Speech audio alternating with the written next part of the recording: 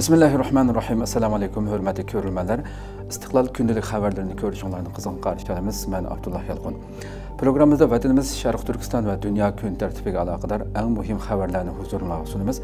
Qənəmizdə xətalar ekranımız olsun. Uyğur dilini qoğdaş haqqında Türk dünyasıga təklif sunuldu.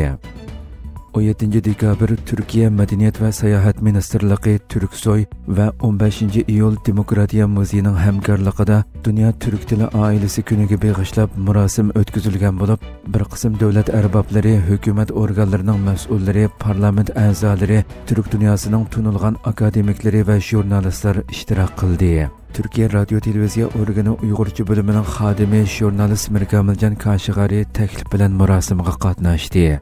Və səhnədə söz qılıb Türk dünyasının Uyğur dilinin mövcudluğuna, tərəqqiyatıga köngül bölüşü haqqında təkliflərini o'tirg'a qoydu. Mirkamiljan Kashigari nutqida uzun tarixga ega Uyğur dilinin faqat bir yerlik şivili emas, balki matbaani ijod qilgan, kutubxonalar qurgan Mahmud Kashigari va Yusuf Xas Hajiblarning o'lmas asarlarini dunyoga taqdim qilgan yuksak madaniyatning tili ekanligini ta'kidlagan va navbatda Xitoy ishg'oliyati ostidagi Sharq Turkistonda cheklangan va yo'qotilish xavfiga duch kelgan Uyg'ur tilini qo'g'dash uchun Turk dunyosining, xususan Turkiya hukumatining bu haqdagi mas'uliyatlarini konkret o'tirg'a qo'ygan. U Uyg'ur tilining kelajagi uchun 3 turlik strategiyalik təklifni sunğan bo'lib, təklifning birinchisida Uyg'ur tili yoziqini raqamlashtirish va arxivlashtirish orqali raqamli dunyoda mavjudligini saqlash. Buning uchun Turksoyga o'xshash rasmiy organlarning qo'llashi va Uyg'ur akademiklarining kuch chiqarishi bilan raqamli kutubxonalar, tor lug'atlari va o'qitish materiallarini tayyorlash qatorliqlar o'tirg'a qo'yilgan.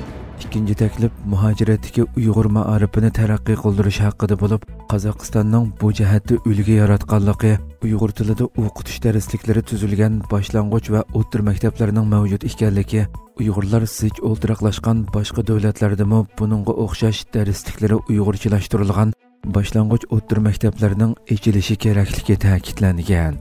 Üçüncü təklifdə Türk dünyasının bu haqdagi mas'uliyatlari eskartilgan bo'lib, xuddi Turkiyaning 2008 yildan tartib TRT radiosida Uyg'urcha anglatishni boshlaganiga o'xshash boshqa qarindosh Türk davlatlaridami Uyg'urcha anglatishlarning boshlanishi Uyg'ur tilining xalqaro axborot tili sifatida tegishli o'rnini tepishi kerakligi o'tirg'a qo'yilgan.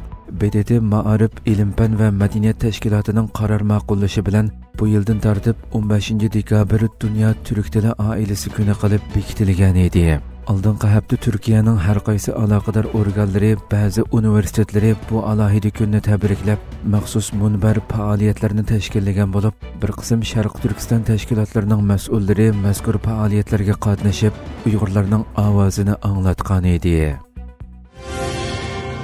Abdulhakimxon Maxsumajim vafotining 9-yilida xotirlandi. 20 dekabr Sharq Turkiston Ma'arif va hamkorlik jamiyatining bu oylik qarindoshlik yig'ini va Ma'arif harakatining qurg'uvchisi marhum Abdulhakimxon Taklimakan Maxsumajimni xotirlash faoliyati o'tkazildi. Faoliyat Uyg'ur ilm va madaniyat tadqiqot vaqtida o'tkazilgan bo'lib, ulamolar, har qaysi tashkilot mas'ullari va ko'p sonli ma'arif a'zolari va o'quvchilar qatnashgan bo'lib, oldi bilan marhum Maxsumajimning ruhiga atab Qur'on tilovati qilinib, duo qilindi. Arqadan Sharq Turkiston Ma'arif va hamkorlik jamiyati raisi Musajon Ar, Sharq Turkiston Ulamolar birligi raisi Dr. Alimjon Bug'da, Ulamolar birligi muavin raisi Sirojiddin Azizi va jamoat arbobi Abduqodir Yapchan qatorliqlar ayrim-ayrim so'z qildi. Qilingan so'zlarda Ma'arif jamiyatining Turkiyada qurilishidan buyon qilingan xizmatlar va marhum Maxsumajimning hayot vaqtida ko'rsatgan tirishchanliklari, ish izlari, go'zal axloqiy va navbatda Sharq Turkiston davosining qaysi vaziyatda ekanligi, qilinishga tegishli muhim xizmatlar qatorliq muhim nuqtalar tafsili yoritildi. Faoliyat ustoz Abdulaziz Maxsumajimning duosi bilan oyoqlashdi. Merhum Ustoz Abdulhakimxon Maxsumajim 2016 yili 22 dekabr İstanbulda olamdan o'tgan bo'lib, u Sharq Turkiston davosini har sohada ching tutib taraqqiy qildirgan edi. Navbatda Turkiyada Sharq Turkiston davosi uchun xizmat qilayotgan ko'plagan tashkilotlarning qurilishida marhum Abdulhakimxon Maxsumajim asosli rol o'ynagan edi. Yaponiya diqqatini Turkiston Cumhuriyatlariga qaratmoqda. Xitoy Turkiston Cumhuriyatlarining har qaysi sohalariga singib kirib ta'sirini zo'raytirayotgan bir vaziyatda eng cho'ng raqiblaridan biri bo'lgan Yaponiya mo boyligi mo'l Turkiston Cumhuriyatlarida ta'sirini oshirishga tirishayotgan bo'lib, 20 dekabr jami 19 milliard dollarlik savdo turini ishga oshirish uchun 5 yillik nishonini e'lon qildi. Bu bayonot Bosh vazir Sanoat Takaichining Tokioda Qozog'iston, Qirg'iziston, Tojikiston, Turkmaniston va O'zbekiston rahbarlari bilan tunji qatim bir boshliqlar yig'iniga sahibxonlik qilishidan keyin e'lon qilindi. Takaichining 5 rahbar bilan bo'lgan ko'rishishini tamomlagandan keyin e'lon qilingan birlashma bayonotda Yaponiya O'rta Osiyoda 5 yilda jami 3 trillion yen qimmatidagi savdo turi uchun yangi bir nishon bekitdi. Mo'l tabiiy boylik va energiyaga ega O'rta Osiyoning xalqaro bozorlarga kirish yo'lini kengaytirishi muhim deyildi.